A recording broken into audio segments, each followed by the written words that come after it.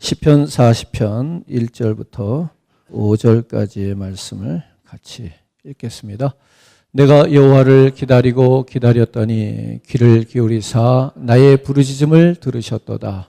나를 기가 막힐 웅덩이와 수렁에서 끌어올리시고 내 발을 반석 위에 두사 내 걸음을 견고하게 하셨도다. 새 노래 곧 우리 하나님께 올릴 찬송을 내 입에 두셨으니 많은 사람이 보고 두려워하여 여호와를 의지하리로다. 여호와를 의지하고 교만한 자와 거짓에 치우치는 자를 돌아보지 아니하는 자는 복이 있도다. 여호와 나의 하나님이여, 주께서 행하신 기적이 많고 우리를 향하신 주의 생각도 많아 누구도 주와 견줄 수가 없나이다. 내가 널리 알려 말하고자 하나 너무 많아 그 수를 셀 수도 없나이다. 아멘. 우리 말씀의 제목 한 번 더 같이 읽겠습니다. 하나님의 음성 듣기. 하나님의 음성을 들었으면 좋겠다 하는 그러한 갈망을 가지고 오늘도 귀한 말씀의 은혜를 나누고자 합니다. 오늘 본문 1절은 이렇게 시작합니다. 내가 여호와를 기다리고 기다렸더니 귀를 기울이사 나의 부르짖음을 들으셨다. 하나님께서 우리의 부르짖음을 들으셨다. 2절에 가서 이렇게 말씀합니다. 나를 기가 막힐 웅덩이와 수렁에서 끌어올리시고 내 발을 반석 위에 두사 내 걸음을 견고하게 하셨도다. 하나님께서 우리를 기가 막힐 웅덩이, 웅덩이도 그냥 웅덩이가 아니에요. 아주 기가 막힐 웅덩이. 어쩌면 이런 웅덩이가 있을 수 있나 싶을 만큼 기가 막힌 웅덩이와 수렁에서 우리를 끌어올리시고 내 발을 반석 위에 두사 내 걸음을 견고케 하셨다. 이런 고백을 하는데, 이런 하나님의 놀라운 은혜와 축복, 하나님의 간섭이 우리의 삶을 도우시는 이 은혜가 어디에서부터 시작되었던 것인가 하면 1절에서 시작된 겁니다. 내가 여호와를 기다리고 기다렸더니 귀를 기울이사 나의 부르짖음을 들으셨도다. 오늘 저와 여러분, 우리는 하나님께 부르짖기만 하는 것이 아니라 하나님의 음성을 듣는 자리에까지 나아가기를 원합니다. 하나님께서는 오늘 육성으로 응답하신 것이 아니라 우리를 기가 막힐 웅덩이와 수렁에서 건져내시는 것으로 응답하셨습니다. 오늘 우리의 삶에서도 하나님의 음성을 들을 수 있기를 바라는 것입니다. 오늘 저와 여러분들이 다시 한번 하나님께 간구한 후에는 하나님의 음성을 들을 수 있는 자리까지 나아가기를 원합니다. 저도 자주 실수하는 것이 무엇인가 하면 하나님 앞에 기도하고 하나님이 응답하시기도 전에 일어나는 거더라고요. 하나님 부르짖습니다. 하나님 필요합니다. 하나님 주시옵소서. 아무튼 하나님께 정말로 하나님 힘들어요. 하나님 이게 고민입니다. 하나님 이 문제 어떻게 했으면 좋겠어요. 하나님 앞에 내 사정을 다 아뢰고 하나님이 이제 막 응답하시려고 그러는데 일어나서 가는 거예요. 한번 묻겠습니다. 여러분들 하나님의 음성을 자주 들으십니까? 그러면 저보다 훌륭하신 성도님들이, 저는 하나님의 음성을 자주 못 들어요. 왜 그런가 봤더니 하나님이 말씀하시려고 그러면 일어나서 가고 있더라고. 내가 조금만 더 앉아서 주님이 뭐라 하시는지 들었어야 되는데 내 할 말 다 쏟아놓고 예수님의 이름으로 기도합니다. 어쩌면 믿음이 좋은 건지도 모르겠어요. 하나님이 말씀도 하시기 전에 그냥 일어나서 보따리 싸가지고 가버리니까 주님의 음성을 언제 듣겠어요. 조금만 더 주님의 음성이 들릴 때까지 조금만 더 기다렸으면 좋겠다는 생각이 들어요. 이런 말을 하는 분들을 만날 수 있습니다. 내가 만일 지금이라도 하나님의 음성을 들을 수만 있다면, 하나님이 지금 내게 한마디만 그냥 다른 거 다 그만두고 아무개야 내 이름을 불러주시면 내가 모든 것 다 하나님께 바치고 드리고 내가 결단하고 헌신하고 하나님이 말씀하시는 것은 내가 뭐든지 다 하고 신앙생활 열심히 뜨겁게 잘할 텐데, 하나님이 한 번만 내게 음성을 들려주시면 내가 지금과는 전혀 다른 모습으로 하나님을 열심히 예배하고 신앙생활 할 텐데, 이렇게 말씀하시는 분이 계시더라고요. 제가 이 말을 들으면서 무슨 생각을 했는가 하면, 그렇구나, 이런 생각, 이런 말을 한다는 것은 하나님의 음성을 한 번도 들어본 적이 없다는 증거죠. 하나님의 음성을 한 번도 들어본 적이 없는 사람들이 꼭 이렇게 말을 하더라는 겁니다. 여러분, 하나님의 음성을 듣기를 원하십니까? 저도 원합니다. 근데 걱정도 됩니다. 어쩌면 하나님의 음성은 늘 들려왔는데 내가 그 하나님의 음성을 안 들은 건지도 모르겠습니다. 무슨 이야기냐면 하나님이시잖아요. 목사가 아니고요. 옆에 어떤 훌륭한 믿음의 성도가 아니고 하나님이시잖아요. 그 하나님이 내게 말씀을 하신다면 여러분, 하나님의 음성을 듣는 사람은 어떻게 해야 될까요? 순종해야겠죠. 그 하나님의 음성이 실제로 내게 들려진다면 내가 그 음성을 듣고도 하나님의 말씀을 따를지 말지 이럴 수는 없잖아요. 하나님이 직접 내게 친히 말씀을 하신다면 우리는 어떻게 해야 돼요? 반드시 결코 해야 하잖아요. 그러니까 안 듣는 거야. 그러니까 내가 귀를 막는 거예요. 하나님이 오늘 저보고 이흥기 목사야, 저 아프리카 선교지로 떠나라. 그러면 어떡할까? 하나님의 음성은 거부할 수 없는 거예요. 우리가 거부할 수 있다는 건 그건 하나님의 음성이 아닌 거지.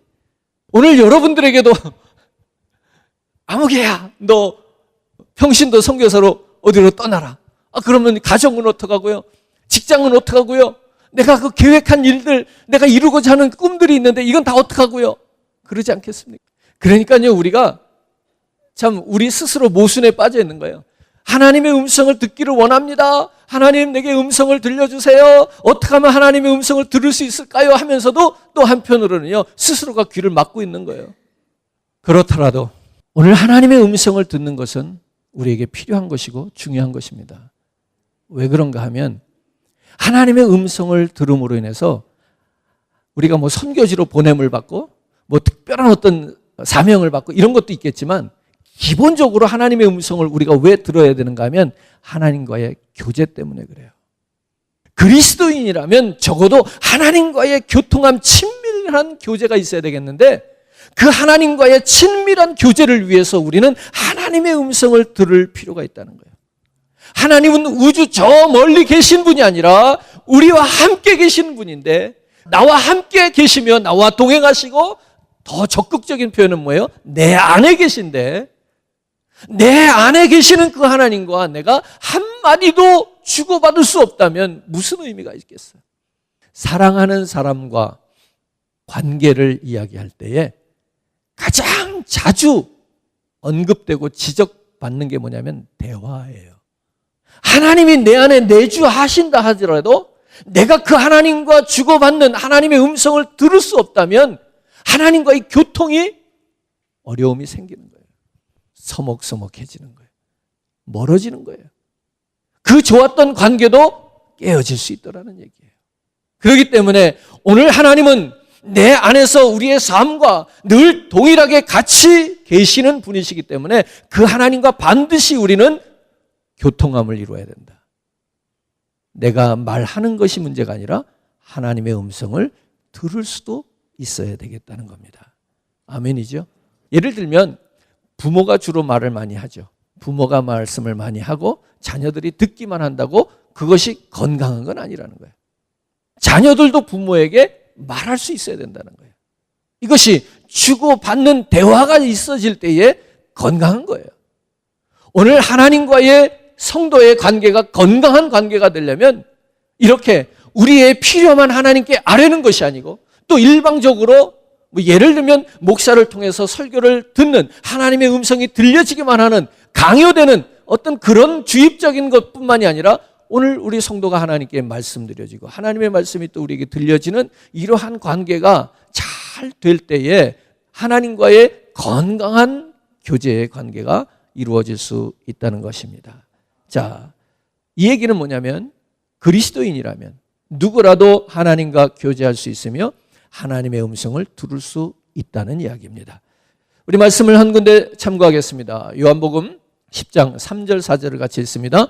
문지기는 그를 위하여 문을 열고 양은 그의 음성을 듣나니 그가 자기 양의 이름을 각각 불러 인도하여 내느니라. 자기 양을 다 내놓은 후에 앞서가면 양들이 그의 음성을 아는 거로 따라오되. 목자와 양의 관계를 이렇게 설명했어요. 오늘 이렇게 목자와 양의 관계가 형성될 때에 양이 무엇을 얻을 수 있는가 하면 좋은 꼴을 얻을 수 있어요. 양의 삶이 보장될 수 있다, 이런 얘기예요. 오늘 이 말씀 가운데 보면은 문지기는 그를 위하여 문을 열고 양은 그의 음성을 듣느나니. 오늘 저와 여러분들이 목자 되신 하나님을 따라가는데 그냥 따라갈 수 있는 것이 아니라 그의 음성을 들어야 한다는 거예요. 물론 목자는 각기 그 양의 이름을 부른다 그랬어요. 그러니까 목자는 양의 이름을 부르고 양은 목자의 음성을 들으면서 따라가는 거예요. 그냥 무작정 따라가는 것이 아니라 이렇게 목자의 음성을 듣는 이 건강한 교통함 속에서 모든 삶이 보장되어지고 푸른 초장으로 인도되어지고 그들의 모든 인생 속의 어려움을 피하여 갈 수 있는 길을 얻게 되더라는 이야기입니다. 사랑하는 성도 여러분, 양들이 자신의 목자만이 자신들을 위한 최고의 목초지가 어디 있는지를 가장 잘 알고 있다는 것을 믿으며 믿음으로 따라가는데 목소리를 들으며 따라가야 된다는 겁니다. 자기 양을 다 내놓은 후에 앞서가면, 목자가 앞서가면 그 다음에 뭐예요? 양들이 그의 음성을 아는 고로 따라간다. 주님의 음성을 듣는 저와 여러분 되기를 주님의 이름으로 축복합니다. 예수님께서도 광야에서 시험을 받으실 때 우리가 잘 아는 말씀이 있어요. 마태복음 4장 4절 같이 읽어요. 예수께서 대답하여 이르시되 기록되었으되 사람이 떡으로만 살 것이 아니요 하나님의 입으로부터 나오는 모든 말씀으로 살 것이라 하였느니라. 하나님의 입으로부터 나오는 모든 말씀으로 살 것이라 그랬는데 이 말씀을 한 번 더 우리가 깊이 생각해 보면 무슨 얘기냐면 하나님의 입으로부터 나오는 말씀을 들어야죠. 하나님의 입으로부터 나오는 말씀이 있다면 그 말씀은 내게 들려지는 말씀이란 말이에요. 오늘 그 말씀을 듣는 그 말씀으로 우리가 살아갈 것이라는 거예요. 오늘 그리스도인의 삶 가운데서 우리에게 맡겨진 그 사역과 사명을 감당하고 이제 예수님께서 광야에서 시험을 받으시고 공생애를 이제 시작하시는 그 즈음에 이 시험을 받으셨는데 떡으로만 살 것이 아니라 하나님의 음성을 들음으로 살 것이라 이런 이야기입니다. 이 이야기는요 좀 더 우리들에게 어떤 의미를 부여하는가 하면 하나님의 음성을 가끔 듣지 말라는 얘기예요. 하나님의 음성을 어쩌다 한 번씩 듣는 것이 아니라 우리는 그 음성을 주야로 들어야 된다는 거예요. 오늘 우리가 식물을 하루에 3끼씩 먹으면서 매일매일 음식을 섭취하면서 사는 것처럼 하나님의 음성을 우리는 주야로 밤낮 없이 늘 언제나 그 음성을 들으며 살아가야 우리가 이 사탄의 시험을 이길 수도 있겠고 우리에게 맡겨진 사명도 감당할 수가 있겠다는 겁니다. 오늘 저와 여러분들이 하나님의 음성을 듣는 것을 삶의 한 부분으로 생각할 수 있기를 바라는 겁니다. 이런 얘기예요. 특정한 사람들만 듣는 것 아니라는 거예요. 하나님의 음성을 듣는 것은 어떤 신비로운 경험을 하는 사람들만 하나님의 음성을 듣는 것 그거 아니라는 거예요. 오늘 그리스도인들은 누구나 하나님의 음성을 들을 수 있는 귀가 이미 있다는 거예요. 오늘 저와 여러분들이 그러한 하나님의 음성을 하나님의 말씀을 통해서 들어지기를 주님의 이름으로 축원합니다. 한 군데 말씀을 더 보겠습니다. 사무엘상 3장 9절에서 10절 읽습니다. 엘리야가 사무엘에게 이르되 가서 누웠다가 그가 너를 부르시거든 내가 말하기를 여호와여 말씀하옵소서 주의 종이 듣겠나이다 하라 하니 이에 사무엘이 가서 자기 처소에 누우니라. 여호와께서 임하여 서서 전과 같이 사무엘아 사무엘아 부르시는지라. 사무엘이 이르되 말씀하옵소서 주의 종이 듣겠나이다 하니. 우리가 잘 아는 말씀이죠. 하나님께서 사무엘을 부르셨어요. 이때는 사무엘이 아직 어릴 때라 제사장 엘리의 집에서 거하고 있었던 때입니다. 잠을 자고 있는데 하나님이 사무엘을 부른 거예요. 처음에 이게 무슨 소리인지를 몰라가지고 엘리 제사장을 찾아갔어요. 부르셨습니까? 부른 적이 없다. 다시 가서 눕습니다. 또 사무엘아 사무엘 또가 엘리 제사장에 가서 또 묻습니다. 이러기를 3번 반복합니다. 그러니까 이제 엘리 제사장이 먼저 깨달았어요. 아, 이것은 내가 부른 것이 아니라 여호와께서 너를 부르시는 것이구나 해서 사무엘에게 가르칩니다. 다음에 또 부르거든 뭐라고 그러라고요? 말씀하옵소서 종이 듣겠나이다. 이렇게 가르칩니다. 자, 그리고 이제 또 한 번 들릴 때에 이제 사무엘이 그렇게 말합니다. 말씀하옵소서 주의 종이 듣겠나이다. 이 음성을 듣고 사무엘이 하나님 앞에 귀한 선지자로 쓰임을 받습니다. 저는 이런 말씀을 좀 같이 드리고 싶습니다. 우리가 하나님 앞에 귀하게 쓰임을 받기 위해서 갖춰야 될 많은 여러 가지 것들이 있을 거예요. 그러나 그 중에 한 가지, 하나님의 음성을 듣는 자가 되어야 되겠다. 오늘 사무엘의 이 모습이 오늘 저와 여러분들의 모습이 되기를 바랍니다. 자, 그러면 하나님의 음성을 들을 때 뭐라고 그러라고 그랬어요? 주여 말씀하옵소서 종이 듣겠나이다. 이렇게 말하라고 그랬어요. 저는 이 말씀을 좀 거꾸로 한번 말씀을 드려보면 오늘 어떤 사람이 하나님의 음성을 들은 사람이냐면 주여 말씀하옵소서 종이 듣겠나이다라고 고백할 수 있는 사람이 곧 하나님의 음성을 듣고 있는 사람이다. 하나님의 말씀이 임하시면 주여 말씀하옵소서 종이 듣겠나이다 하라고 그랬어요. 그런데 주여 말씀하옵소서 종이 듣겠나이다 라고 고백하고 오늘 하나님 앞에 무릎 꿇는 자는 이미 하나님의 음성이 들려진 자라는 거예요. 이런 얘기예요. 여러분, 음성이라는 표현을 제가 썼지만 우리의 모든 환경 속에서 하나님은 말씀하고 계셔요. 어떠한 처지, 여건, 상황 속에서도 오늘 저와 여러분들이 이렇게 고백하기를 원하는 겁니다. 주여 말씀하옵소서 종이 듣겠나이다.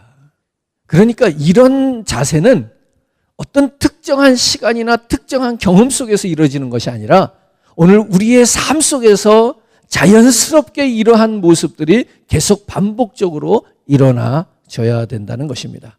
뿐만 아니라 오늘 한 시대를 이끌어가는 아주 훌륭한 리더들을 생각해 보면 그 한 시대에 탁월한 인생을 살았던 사람들을 생각해 보면 이렇습니다. 하나님의 음성을 들었다는 것입니다. 오늘 다윗을 한번 예를 들어보면 다윗은 비록 목동이었지만 그가 하나님의 음성을 듣습니다. 그리고 그의 삶은 탁월한 삶으로 사라지게 됩니다. 이새의 아들 중에 맨 막내 왕의 이 후보를 뽑는 가운데서 밀려가지고 잘난 형들은 앞에 쫙 가서 누가 왕이 될까 그 줄을 서 있는데 그 형들을 대신하여 양을 치고 있었던 그 다윗. 그러나 겉으로 보여지고 외모로 출중하고 많은 어떤 지식이나 경험을 갖춘 형들이 왕이 된 것이 아니라 하나님께 붙들려 쓰임받는 탁월한 삶을 살게 되는 인생은 바로 양을 치고 있었던 목동이었던 다윗이었습니다. 그에게 특별한 것은 다른 것이 아니었습니다. 하나님의 음성을 듣는 것이었습니다. 오늘 저와 여러분들이 남보다 더 내가 무엇이 낫다, 월등하다, 탁월하다 이걸 가지고 자랑하고 교회의 일꾼이 되려고 하는 것이 아니라 오늘 내가 하나님의 음성을 듣는 자가 되어서 오늘도 다윗과 같이 쓰임받는 모든 주의 일꾼들 되기를 주님의 이름으로 축복합니다. 사무엘도 그랬던 거거든요. 사무엘도요. 하나님의 음성을 듣는 데서부터 선지자로 하나님 앞에 귀하게 쓰임을 받게 됩니다. 자, 그러면 하나님의 음성을 듣기 위해서 몇 가지를 정리해서 말씀드립니다. 하나님의 음성을 듣기 위해서 우리는 어떻게 해야 되느냐? 너무나 잘하는 거예요. 다시 기본으로 돌아가자.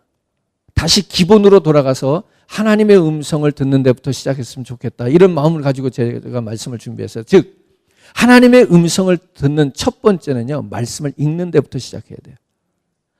바쁘게 여러 가지 많은 일들을 하다 보니까 하나님의 말씀을 읽는 일을 소홀히 했더라는 거예요. 하나님의 일을 더 많이 하기 위해서는 하나님의 일을 하느라고 더 많이 바쁠 때는 말씀을 더 많이 읽어야 되는데 실제로 그렇지가 못하더라고요. 그러다 보니까 하나님의 음성을 듣는 것이 멀어지고 그러다 보니까 주님의 일을 하는 것이 아니라 누구의 일을 하게 돼요? 그렇지. 교회의 일인데 그게 주님의 일이 아니라 내 일이 될 때가 참 많더라고요. 우리 성도님들도 마찬가지예요. 처음에 예수 믿고 은혜 받고 정말로 성령의 충만함 속에서 뜨거워서 주님을 위하여 헌신하고 교회를 섬기고 봉사하고 할 때는 주님을 위해서 일을 시작했어요.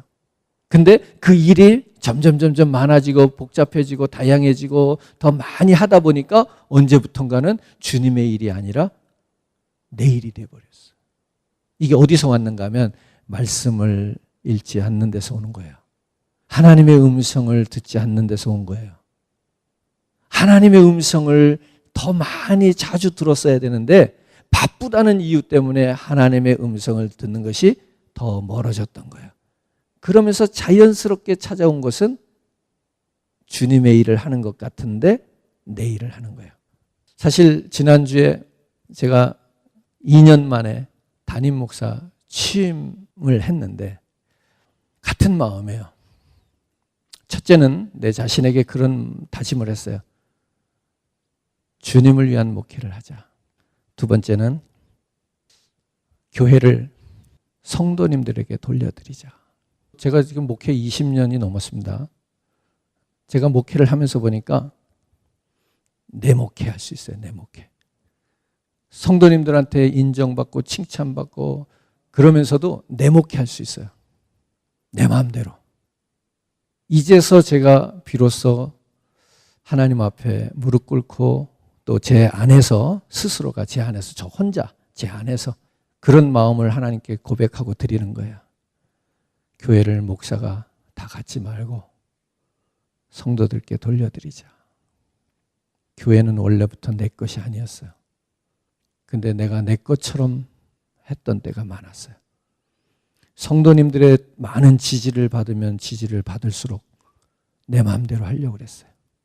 내가 무엇을 하고 내가 무엇을 계획하고 무엇을 하고 할 때 그것을 방해하거나 막아서는 사람들을 싫어했어요. 근데 목회는 그렇게 하면 안 되겠더라고요. 이런 얘기입니다. 오늘 저와 여러분 우리가 다 같이 오류에 빠질 수 있다는 겁니다. 하나님의 음성을 듣지 않으면.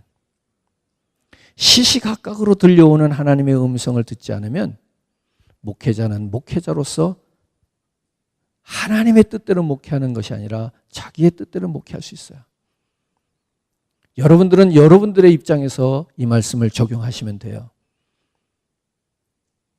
여러분들의 인생도 주님의 영광을 위하여라고 말을 하지만 여러분들이 하나님의 음성을 듣지 않으면 여러분들의 인생을 절대로 하나님의 뜻대로 사는 것이 아니라 여러분들이 하고 싶은 대로 원하는 대로 여러분들의 욕구대로 살아갈 거래요.